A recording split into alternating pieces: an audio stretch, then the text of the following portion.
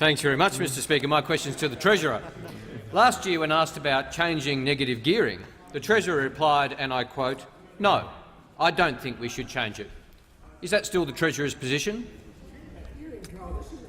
Leader of the House, the Treasurer has the call.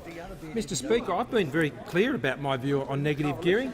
The truth is, negative gearing is used in the overwhelming majority of cases, Mr Speaker, by nurses, by police officers, by teachers, by ordinary, hard-working Australians. The vast majority of people who are engaged in buying that property to give them the opportunity to grow and build and support their wealth, and in many cases, Mr Speaker, it's really the only good chance they've got.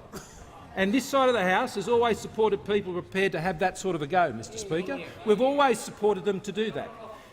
What the member opposite is really inquiring into is whether there is any potential for things to be done, Mr Speaker, in relation to that measure that can deal with the excesses that might occur in negative gearing, Mr Speaker, of the excesses.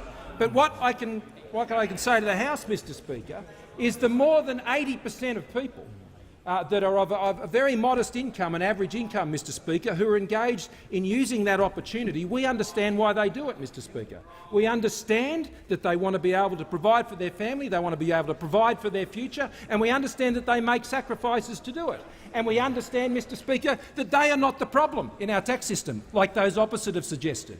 We understand, like those opposite and other places have suggested, that people who are actually trying to invest and work hard and put things away, and because they've decided to do that by getting involved in those sort of property investments, that they're somehow the problem that Australia has. Well, these are the people, Mr Speaker, that are actually working hard to help our economy transition. These are the ones that are actually making the sacrifice. Now, Mr Speaker, if there are inadequacies in that system, if there are areas where the system is being abused, or if there are areas in the system where they're excessive, and there is a way to channel that sort of high-end investment into other areas, Mr Speaker, well, of course the government would look at those things. Why wouldn't the government look at those things? But those opposite, Mr Speaker, will always seek to demonise those who are working hard just to try and get ahead. They will always try to pull the rug from under them by taxing them more so they can go off on their great big spending jaunt. This side of the House, Mr Speaker, and I have been very clear on this, that we will always be supporting those who are trying to put themselves forward into a better position for the future, because they're working hard.